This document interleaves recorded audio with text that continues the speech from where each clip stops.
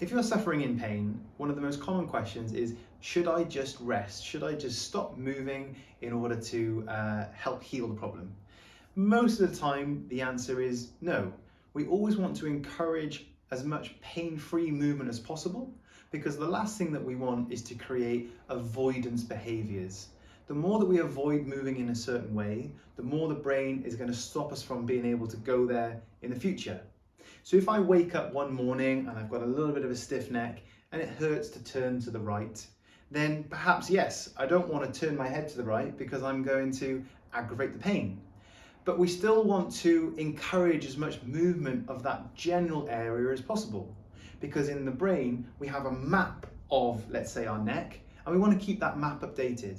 So if I'm okay to turn to the left and I'm okay to look up, then we're going to encourage you to do that as much as possible, to try and show the nervous system that actually it's pretty safe and it's okay to do so. If the problem is more chronic, then we'll often see that people completely avoid certain behaviors.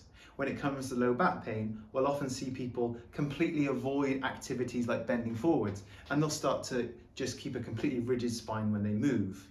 And as much as that might be a helpful tool in the short term, in the long term, it really creates some negative problems in how we experience movement in our bodies and how we experience pain.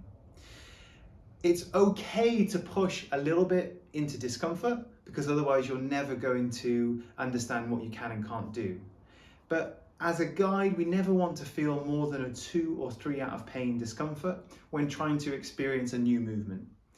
Possibly there might be a very small flare-up, and that's okay because we're trying to experience a new movement. But as you start to progress and move more and more and more, as long as it doesn't cause more than a 2 or 3 out of 10, then let's call it safe to do so.